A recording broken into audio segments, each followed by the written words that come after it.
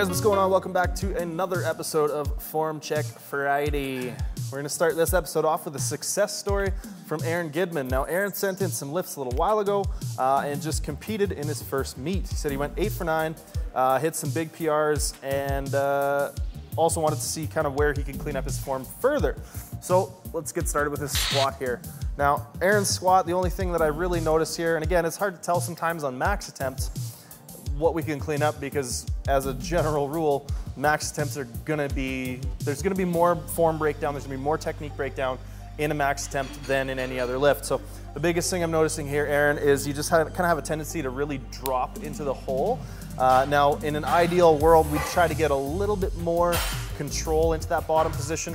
And this might or might not be something that we can just cue you to do. One way that I would attack this with my lifter would be to get some pause squats going in the program, as well as some tempo squats, just to get a little bit more comfortable with that bottom range of motion.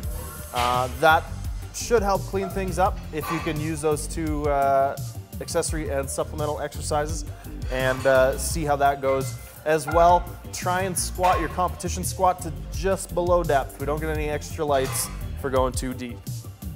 Moving on to the bench press here. Honestly, everything looks really, really clean, really smooth all the way through. I don't really have any critiques. One thing that I do really like, though, is that you have good bar speed on the way down. I find a lot of bench pressers and a lot of more sort of novice intermediate lifters in general tend to go really, really slow on the way down, and that's something that I'm definitely guilty of from time to time as well. I do think that's one of the things that I did better in my most recent meet, and one of the reasons that I was able to see some progress there. So good on you for that. Now, moving on to the deadlift here. This, I think, was maybe second attempt, and honestly, the only thing I'm seeing here is just a little bit of loss of positioning, but in general, you're doing a really good job of being patient off the floor, maintaining as much positioning as you can in that sort of first phase of the lift. But as we can see in our third attempt, your loss of positioning shows just a little bit more. We're kind of having to do some extension through the low back near the top of the lift there, and you get the lift, definitely, but I think that would be something to work on over time, is continuing to be more patient, seeing how much better position you can maintain off the floor, and how much more you can work at that sort of first couple inches. I know I recommend this all the time, but pause deadlifts can help. Also, maybe some tempo deadlifts would be something to look at.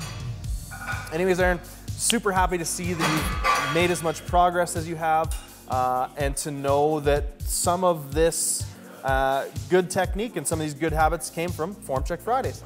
Our next form check comes from Corbin. Now, Corbin's doing some squats here. He says he's playing with a little bit of a wider stance on some of these.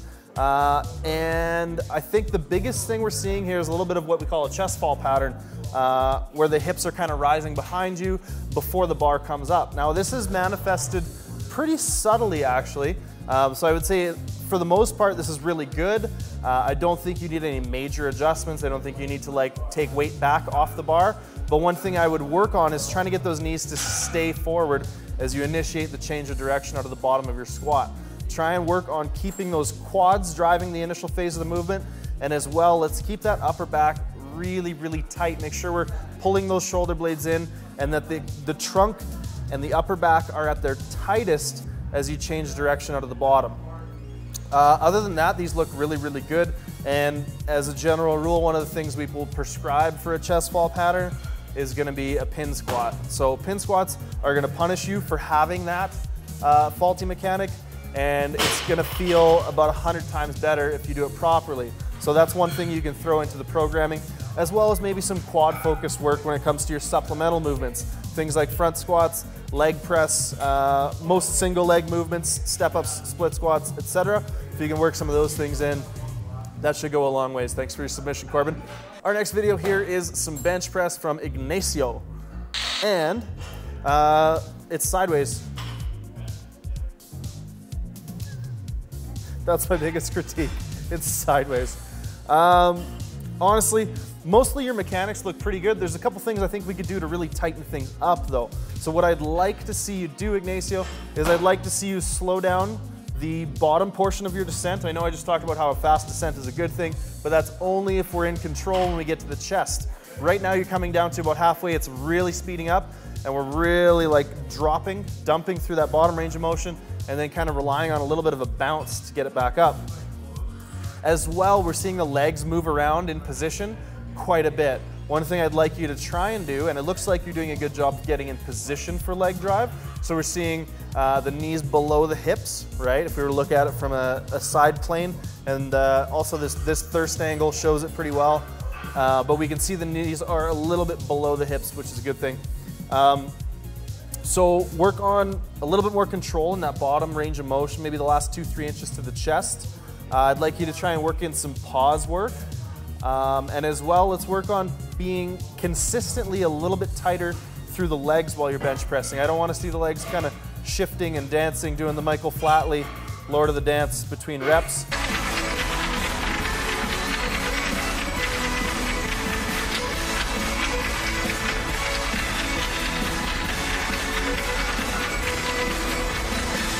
Obviously not that bad on this bench, but I have seen it exaggerated quite a bit in a lot of cases rather. Hopefully that helps you, buddy, and thanks again for sending your submission in. Next up, we have a couple of videos from Gintaras, the Hammer Vinogradas. Hopefully I'm saying any of your actual name right, but I'm glad you put the Hammer in there, so I can just call you the Hammer throughout the duration of this video.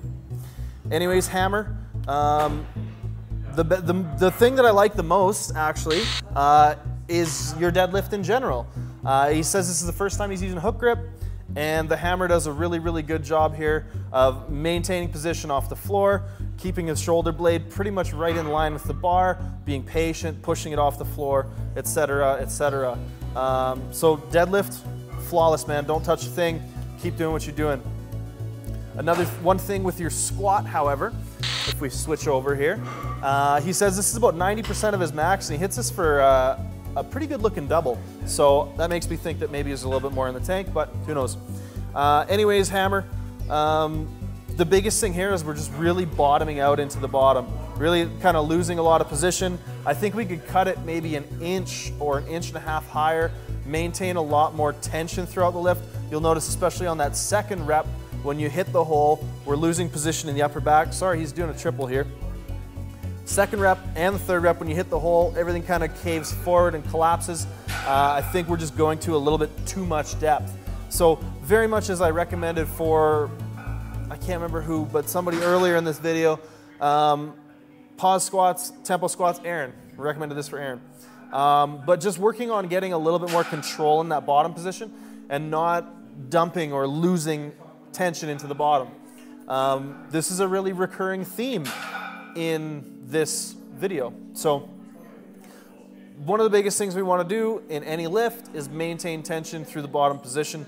We want to be able to wind ourselves up like a spring and use any of that stored energy. Now, it's really tough when you bottom out and go below a position where you can maintain contraction and maintain tightness, especially through the trunk with the squat. It just makes everything really, really hard in terms of positioning. You're having to regain your position because you're losing it. So let's work on maintaining position better in the bottom, and I think that'll go a long ways. You're a strong guy. You've got really, really good technique other than that little sort of lapse there. So just keep doing what you're doing. Let's see if we can hammer those couple of things. Hammer, and that should help. Our next video here comes from Joel. Now Joel says he's recently switched to pulling sumo, and here is setup number 1, which I really like. He's got his hips a little bit lower. He's using his quads to push the bar off the floor. He's maintaining a really good back angle, a little bit more upright, and it looks like it's a position that he's going to be able to maintain. Now, if we look at the second video he submitted, he's having trouble trying to figure out what he wants his hip height to be. You'll see that he pulls in a fair bit higher, and he said he feels like he's doing more of a stiff leg sumo or a sumo-ventional or some such thing. Now, I would personally recommend the first of the two. To switch back, we have lower hip position and higher hip position. Now, the lower hip position, to me, because you're able to get into it, is going to be a better leveraged position, so it would be what I would encourage you to do. He also sent in some low bar squats, and he said this is one of the first times he's done these. He switched to a heeled shoe, doing some low bar squats. The first thing I'm noticing is out of the rack, you're almost bent right over. You're looking down between your feet. By the time you go to squat, you actually flatten everything out in your back really, really well. So I would try to get you to maintain a little bit of a better position just out of the rack in your walkout, and try not to be quite as rounded over. Try and be in a position akin or similar to what you would be doing during a squat with your unrack and with your walkout. Now that's just gonna leave you a little bit less of a transition from unrack to squat, which in my opinion and my experience is gonna lead to less variation and less chance of something going wrong between unrack, walkout, and squat itself. Other than that, man, movement's really, really good. Keep doing what you're doing. Anyways, guys, that's it for Form Check Friday today. Thank you so much for tuning in. I hope something from this video has helped everybody who's watched it today. In terms of our submissions, we're up to December 9th. Yes, I know, we just get that many submissions and we want to get to everybody. So that's just kind of the way it is. Hopefully people who have submitted that we haven't gotten to yet are able to watch these videos and maybe glean some knowledge or some insight into similar things that they may notice going wrong in their own lifts. That's my hope. Please do keep the submissions coming. We will get to everybody at some point. It might be a while, but we will get to you, I promise. Thanks for watching. Hit that subscribe button and like it if you liked it. Any questions or comments, leave them in the comments below. We are going to be doing question of the day in our upcoming video series as I start doing more training logs leading into Worlds. So feel free to submit some questions of the day, and we will talk to you guys soon and see you in the next video.